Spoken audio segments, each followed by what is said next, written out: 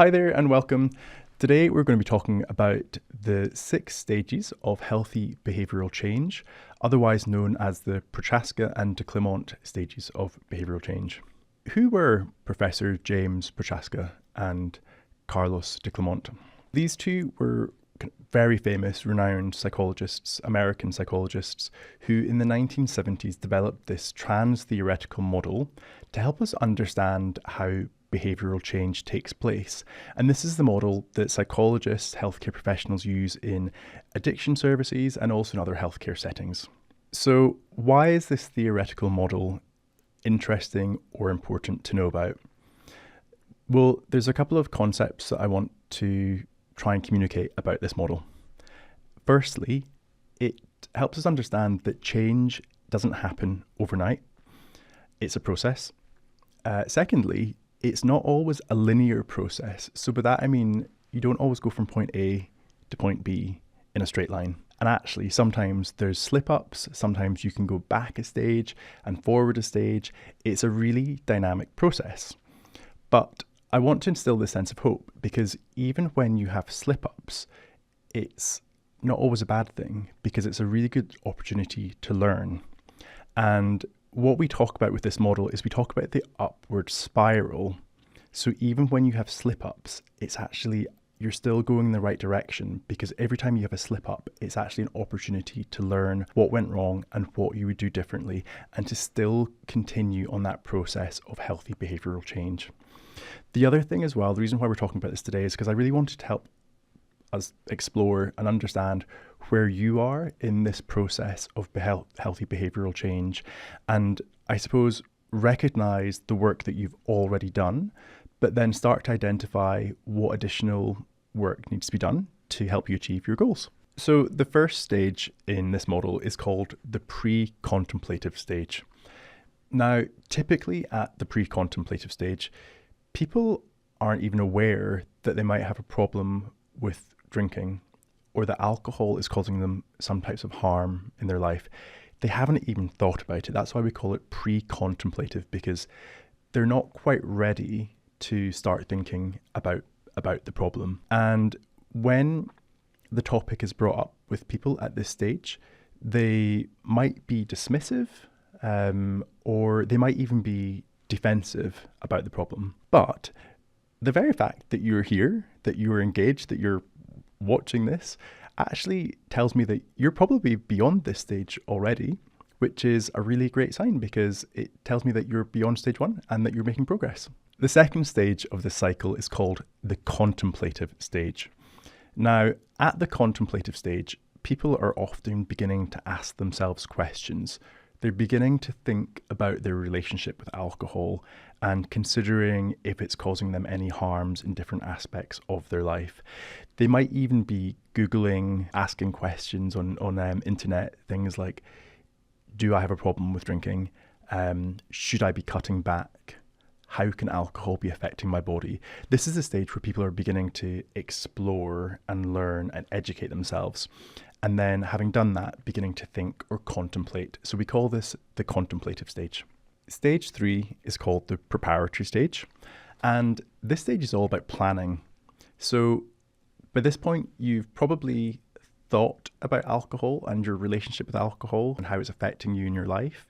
You've probably started to set goals as well and decided whether you want to reduce or quit. But at this stage, you're starting to put all of those things into place, and they've percolated, and you're beginning to start planning how you might make the changes which are necessary. The fourth stage is called the action stage. Now, at the action stage, this is where you start to get really stuck in. And I anticipate that quite a lot of you will already be at this stage, or at least approaching it, because you've moved through the pre-contemplative stage, the contemplative stage, and already started doing a bit of planning and thinking about, what your goals are and what changes are necessary. And this is a stage where you are putting some of those plans into action. One of the things I would say about this stage is it's great if you're doing this by yourself, but it might be even more effective if you share those goals and plans with other people around you and ask them to help you put these plans into action. But that's the fourth stage. It's the action stage. The fifth stage is called the maintenance stage. Now, at this point, you may have already achieved your goal of quitting drinking or drinking in moderation. And along the way, during this part of the cycle, you might need to learn some new skills, some new coping mechanisms. There's a lot of kind of personal growth at this stage because it's all about sustaining and maintaining those positive changes that you've made. Life can throw unexpected things at us, and one of the things that often interrupts this stage is adverse life events. So that's why it's important to, learn new skills and new ways of coping to essentially make sure that these adverse life events don't throw you off track. The other thing that I often say to my service users, for my patients, is to recognize that yes, it is going to get easier. The longer you are in this maintenance stage, the less you're going to experience cravings, the more confident you're going to be with managing triggers. But one of the pitfalls is complacency.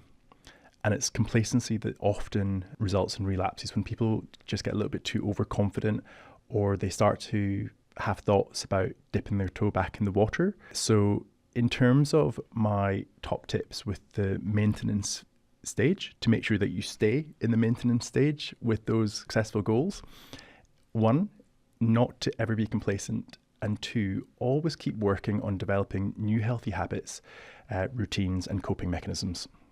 Now, the 6th stage in the cycle is called the slip stage or the relapse stage. I think it's important to recognize that this stage is not inevitable. I've got loads and loads and loads of patients, service users, that have stayed in that maintenance stage for months and years, and really actually indefinitely for the rest of their lives. But it's important to acknowledge that this is a possibility, and that if you do enter a slip stage or a relapse stage, it's still just a temporary stage in this cycle, and that actually every time there's a slip up or a minor lapse, it's actually an opportunity again to learn. Remember that upwards spiral, that every time you have one of these slip ups, it's an opportunity to reflect on why it happened, what was the activating event or trigger, what can you learn from that situation? Is there anything that you would do differently? Would you update your if and then plan, which is a tool that we're going to give you as well? But essentially, it's an opportunity to learn that you're human and that slip-ups happen. The one piece of advice I'd actually give you as well is to nip it in the bud early. Some people, when they go into the lapse stage or the slip-up stage, they think sod it. And they press what I call the sod it button or stuff it button. And they treat it as an excuse to go for a full-blown relapse. It's like, I've broken my diet. I've had a couple of crisps, so I might as well eat the whole packet. Again, what I would say to you is don't press the stuff it button or the sod it button. Nip it in the bud, and then finally use it as a learning experience. And as a final reminder, it's not linear.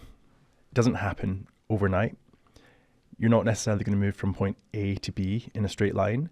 There might be moments of relapses or minor slips, but that's okay. You're human, and you can forgive yourself for these minor relapses and slips. Just remember that it's a cycle of learning, and it's an upward spiral, and that every time there's a relapse, it's an opportunity to get better and improve.